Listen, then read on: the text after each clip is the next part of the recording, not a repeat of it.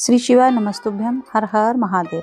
छत्तीसगढ़ राज्य के दुर्ग जिले के नगपुरा ग्राम से श्री शिव पुराण कथा शुरू हो गई है, जो कि पंडित प्रदीप मिश्रा जी द्वारा शुरू हो गई है।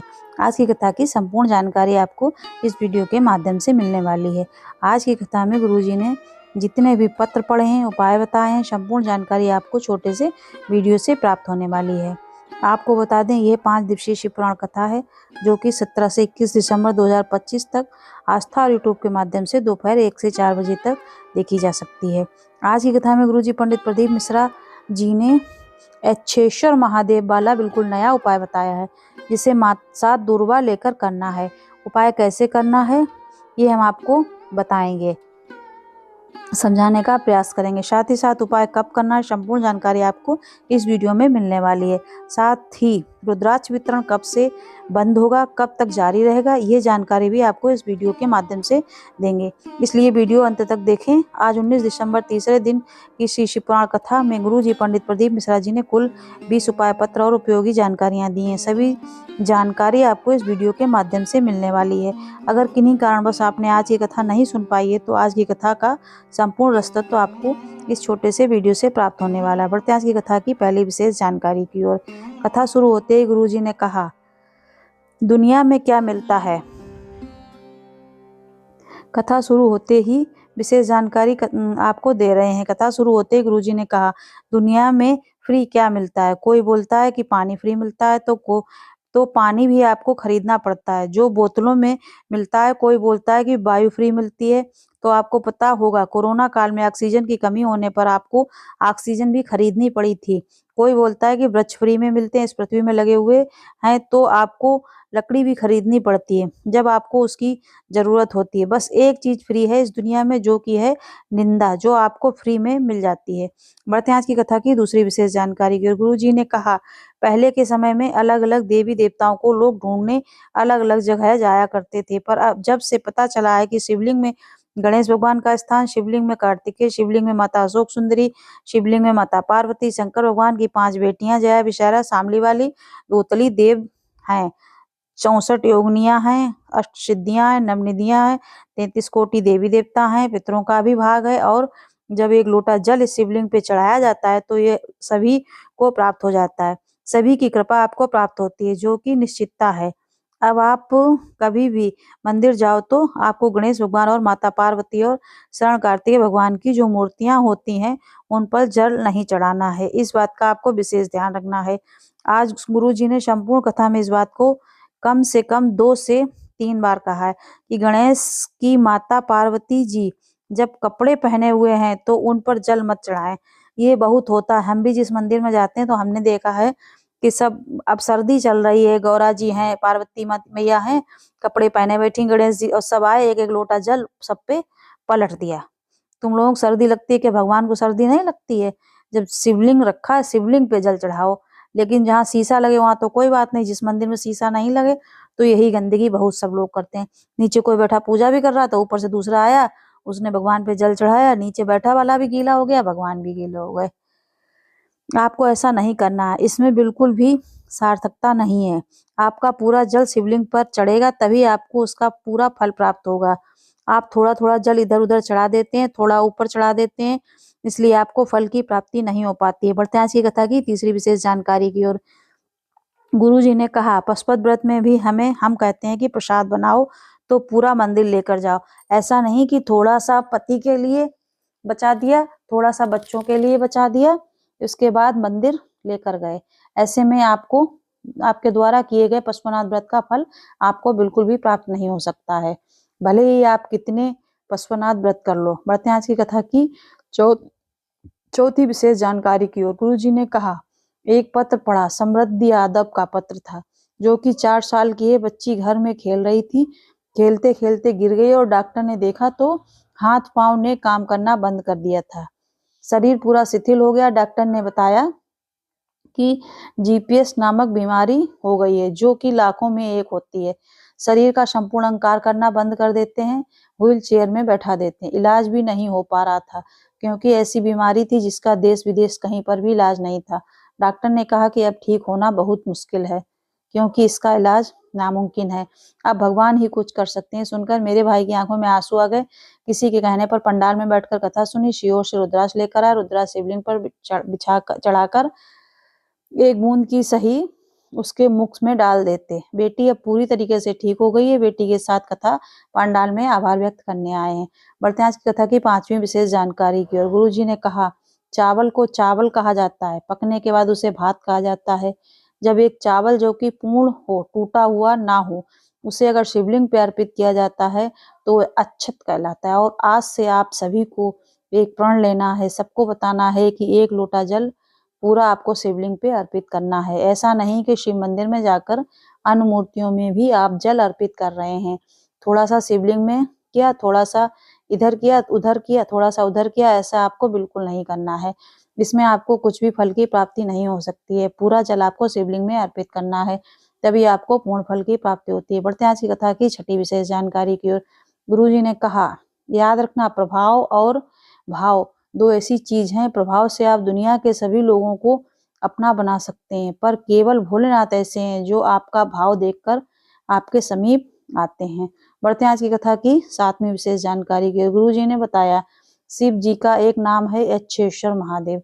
शिव पुराण की कथा कहती है, एक बार वासुदेव को थोड़ा अहंकार हो गया वायुदेव को थोड़ा अहंकार हो गया। सब जगह उन्होंने जाकर अपनी शक्ति का प्रदर्शन किया। उन्हें नारद जी ने कहा कि जाओ मृत्युलोक में जाकर शक्ति प्रदर्शन करके दिखाओ। शक्ति प्रदर्शन देखने सभी देवी देवता आए। मृत्युलोक में शक्ति प्रदर्शन किया जा रहा था। तभी एक आकाशवाणी हुई कि इस एक घास के तिनके को अपनी जगह से हिलाकर दिखाओ। महादेव ने कहा, वायुदेव रुकिए, मैं तो अपनी पानी के वेग से ही इसे यहाँ से हिला दूंगा। जलदेव ने खूब जलवृष्टि की, पर वह तिनका हिला नहीं, गीला भी नहीं हुआ। अग्निदेव ने कहा, रुको, मैं इसे जला देता हूँ। खूब अग्निवर्षा की गई, पर वह तिनका जला नहीं। वायुदेव ने भी प्रयत्न किया, बहुत तेज वायु का वेग किया, प्रबल वेग के बाद भी वो तिनका जरा सा भी अपनी जगह से नहीं हिला। तब माता पार्वती आई और बोली, क्यों जिद में अड़े हुए हो तुम उसे उड़ा नहीं सकते। तुम रक्षक काहू को डरना, अर्थात जिसका रक्षक शिव है, शिव ने संभाला है, उसका कोई भी कुछ नहीं बिगाड़ सकता है। वायुदेव ने कहा कि यह आकाशवाणी कौन कर रहा है, तो तुरंत शिव प्रकट हो गए। अहंकार को त्याग कर वायुदेव ने भोलेनाथ के दर्शन किए और क्षमा याचना की, और एक शिवलिंग वहां पर प्रकट हुआ जो कि अच्छेश्वर महादेव के नाम से जाना जाता है। बढ़ते हैं आज की कथा की 8वीं विशेष जानकारी की ओर। गुरु जी ने कहा, नाम, पहचान और सम्मान, ये 3 चीजें ऐसी होती हैं जो व्यक्ति के अंदर धीरे धीरे अहंकार पैदा कर देती हैं। आपका नाम बहुत बार बार लिया जाएगा तो आपके अंदर अहंकार आना चाहिए, निश्चित है। आपकी बहुत जगह पहचान बढ़ेगी तो आपके अंदर अहंकार आना निश्चित है। समाज में सभी आपको सम्मान देंगे, बहुत आदर पूर्वक आपसे बात करेंगे, तो ऐसे में भी आपके अंदर अहंकार आ जाता है। बढ़ते हैं आज की कथा की 9वीं विशेष जानकारी की ओर। गुरु जी ने कहा, डॉक्टर शिव का रूप है। समस्या आने पर डॉक्टर को दिखाएं, दवाइयां लेना शुरू करें, जो जो डॉक्टर कहें वह सभी चीजें करें, पर जब दवाइयां कार्य ना करें तो कुंदकेश्वर महादेव का नाम लेकर बेलपत्र का आचमन करना शुरू कर दें। दवाइयां भी लेना है, वो भी करना है, लाभ जरूर देखने को मिलेगा। बढ़ते हैं आज की कथा की 10वीं विशेष जानकारी की ओर। सरस्वती जी पत्र लेकर आई, जिसमें लिखा, मेरी बेटी जब 12th में थी तो उसे तकलीफ हुई, सांस लेने में उसे दिक्कत होने लगी। डॉक्टर को दिखाया तो डॉक्टर ने ऑपरेशन की तुरंत कहा। हमने कहा कि डॉक्टर साहब दवाई दे दो, थोड़ा समय हमें दो, और हम घर पर आ गए। हम मंदिर नहीं जाते थे, क्यों ना शिवलिंग पर जल चढ़ाते थे। हमने मंदिर जाना शुरू किया, शिवलिंग पे जल चढ़ाना शुरू किया। पड़ोसन के कहने पे ही हमने ये सब करना शुरू किया। सीहोर से रुद्राक्ष मंगवा लिया, रुद्राक्ष जल शिवलिंग पे चढ़ाकर और रूप में प्राप्त किया, औषधि रूप में प्राप्त करके इसका आचमन बेटी को करा देते। ऑपरेशन की जरूरत नहीं पड़ी। कुछ समय बाद डॉक्टर को दिखाया, बच्ची ठीक हो चुकी थी। उसी का आभार व्यक्त करने कथा पांडाल में आए हैं। बढ़ते हैं आज की कथा की 11वीं विशेष जानकारी की ओर। आज शिव पुराण कथा में गुरुजी ने अच्छेश्वर महादेव से जुड़ा एक विशेष उपाय की जानकारी, उपाय कैसे करना है ये हम आपको बता रहे हैं। गुरुजी ने कहा, ये उपाय करने से आपको लाभ जरूर देखने को मिलेगा। पहला भी ये समझ लीजिए, ये उपाय किसे करना है? जो सुबह उठते उठते से ही कहते हैं कि मेरे सर में दर्द है, सर में दर्द होने पर, बकुटी में दर्द होने पर, या फिर आँखों में, माथे में दर्द होने पर, नेत्रों में दर्द होने पर आपको हमेशा सुबह से लेकर दिन भर दर्द बना रहता है। रात को भी दर्द बना रहता है। उठते ही दिन भर रात को दर्द की समस्या आपको देखने को मिलती है। तो आपको ये नहीं सोचना है कि नज़र लग गई है या कुछ हो गया। आपको तो बस एक बार और आसान उपाय करना है जो आज गुरुजी ने बताया है। 7 दूर्वा लेनी है और शिवलिंग से जो जलाधारी होती है, 7 अलग-अलग स्थानों में 7 दूर्वा को आपको अर्पित कर देना है। इसके बाद एक कलश का जल आपको सातों दूर्वा जहाँ-जहाँ आपने अर्पित की हैं, थोड़ा-थोड़ा जल भी आपको उसमें अर्पित करना है। जल अर्पित करते समय, पूरा उपाय करते समय एच्छेश्वर महादेव का नाम स्मरण करते हुए जरूर करते रहें।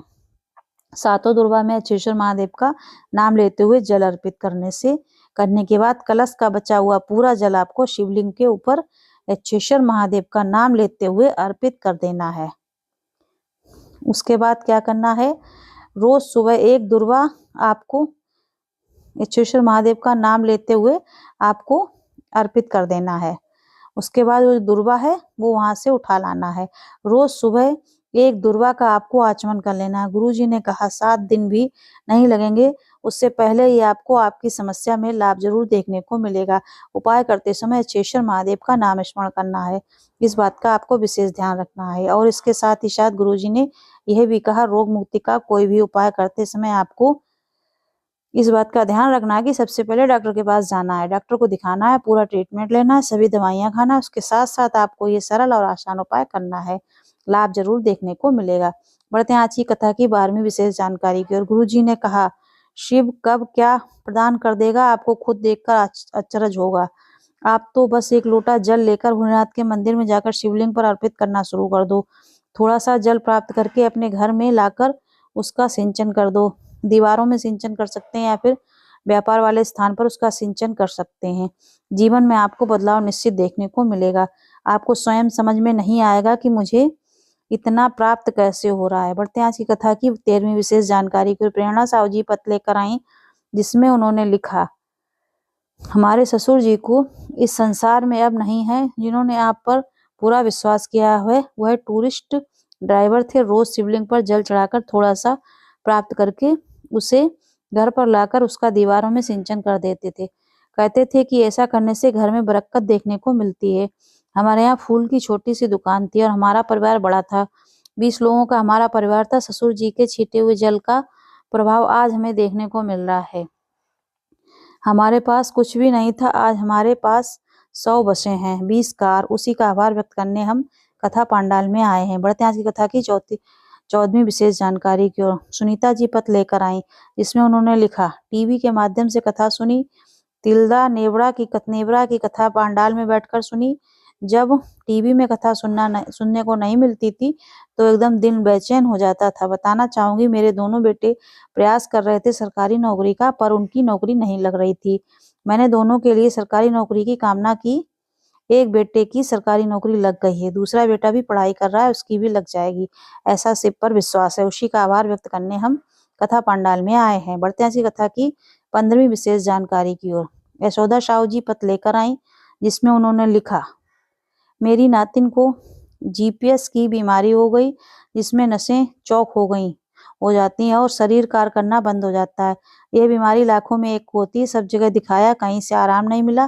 किसी ने मंदिर में जाने को कहा, क्योंकि हम मंदिर नहीं जाते थे।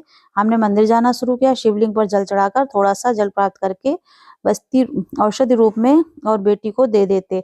90 दिन तक बेटी वेंटिलेटर में थी, फिर आज बेटी धीरे धीरे पूर्णतः ठीक हो गई।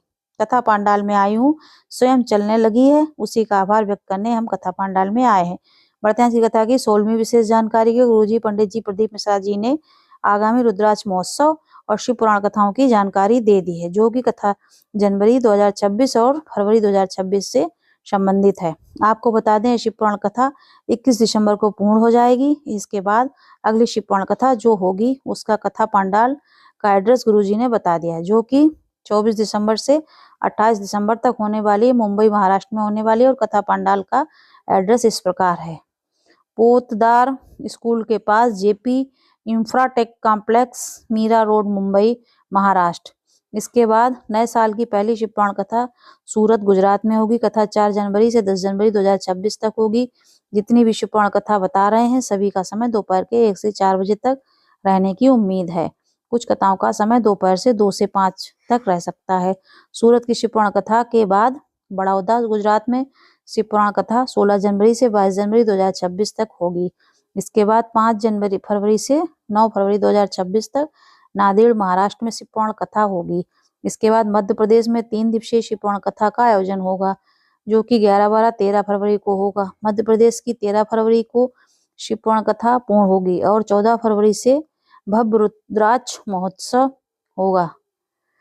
14 फरवरी से 20 फरवरी 26 तक शियोर कोबरेश्वर धाम में चलने वाला है। प्रत्येक वर्ष रुद्राक्ष महोत्सव गुरुजी पंडित प्रदीप मिश्रा जी द्वारा किया जाता है। रुद्राक्ष अभिमंत्रित किए जाते हैं। नए पुराने रुद्राक्षों का अभिषेक किया जाता है, जिसे वर्ष भर बांटा जाता है। इस रुद्राक्ष के लिए किसी को भी कोई राशि देने की आवश्यकता नहीं होती है। पर रुद्राक्ष महोत्सव में रुद्राक्ष आपको नहीं मिलने वाला है। आपको बता दें, हमारा एक अनुमान है कि 15 जनवरी से 2026 तक रुद्राक्ष नहीं मिल सकता है, आगे फिर मिलेगा। अब महाराज जी भी अपने जो है वो अनाउंस करेंगे। अगर आपको हमारी बताई हुई कथा से कोई भी हमारी क्या महाराज जी के बताए हुए उपाय जो थे उनको हमने सरल के आपको बताया, उससे अगर आपको लाभ प्राप्त होता है या कोई और भी जानकारी चाहिए तो आप कमेंट बॉक्स में लिख सकते हैं, हम आपको बताने का प्रयास करेंगे। श्री शिवाय नमस्तुभ्यम। हर हर